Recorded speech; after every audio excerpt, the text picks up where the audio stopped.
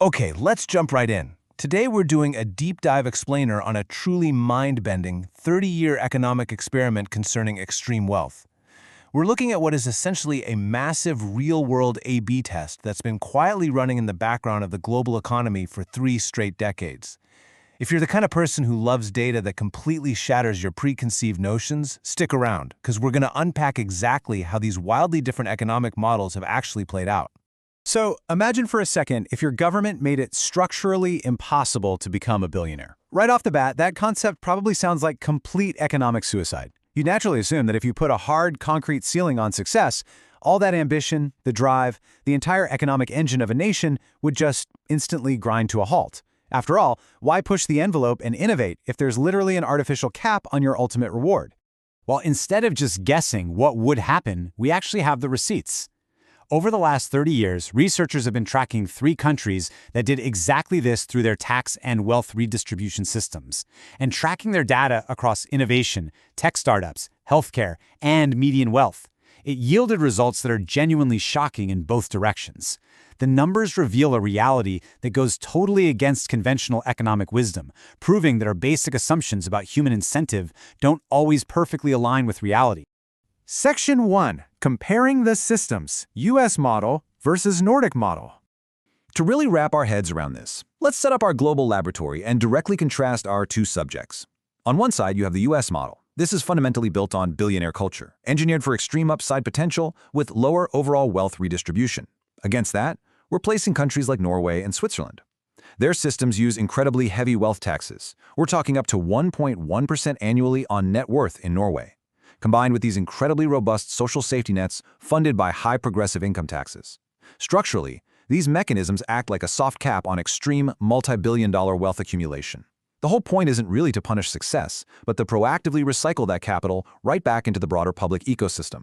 Section 2. What actually got better? Optimizing for stability. Let's look at the successes first. By limiting that extreme financial upside at the very top, these capped economies managed to lift the baseline net worth for the average person in a massively measurable way. Just look at the numbers. Recent data shows the median wealth per adult in Switzerland is routinely over $160,000. In Norway, it's over $110,000. Meanwhile, in the US, it sits around $93,000. Plus, relative poverty rates in these Nordic models hover somewhere around 7 to 9%. The US rate, it frequently floats way higher, usually between 16 and 18%. So this strategy of heavily taxing the very top effectively thickened the middle class, giving you a tangibly wealthier average citizen.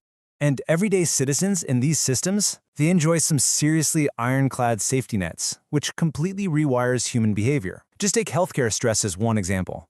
In the US, medical debt is literally a leading cause of personal bankruptcy, which completely alters how people take career risks or make life choices. But over in Norway, healthcare is heavily subsidized, so your out-of-pocket costs are essentially capped at a few $100 a year. When you completely remove the existential dread of medical bankruptcy and, legally mandate a generous 5 weeks of paid vacation, citizens consistently report vastly better work-life balance. It's a domino effect that culminates in significantly higher overall happiness scores. This is the very real, very positive outcome of optimizing a society's financial engine for absolute stability.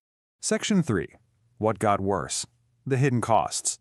Now, to keep this totally objective, we have to look at the other side of the coin. What got sacrificed to get that absolute stability?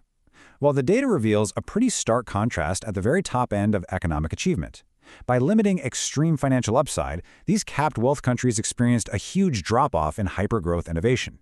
Take unicorn startups. Those are private companies valued at over $1 billion. The US routinely pumps out hundreds of them, driving massive global shifts in tech. The Nordic countries? They produce just a tiny fraction of that volume. It turns out, when you pull the plug on the incentive of unlimited, multi-billion-dollar rewards, the frequency of massive global-scale corporate disruption visibly plummets. The US is still, without a doubt, the undisputed incubator for world-dominating tech giants. And the hidden costs of this stability go deeper than just a lack of startups. First off, these systems obviously require much higher overall tax burdens across the board to function, which impacts pretty much every single worker.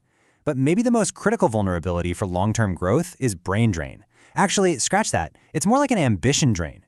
When a top-tier engineer or a hyper-ambitious founder realizes that staying in a capped wealth system means surrendering a huge chunk of their potential future earnings to wealth and income taxes, they often just pack up and leave. They migrate straight to markets like the US, where their entrepreneurial upside is completely uncapped.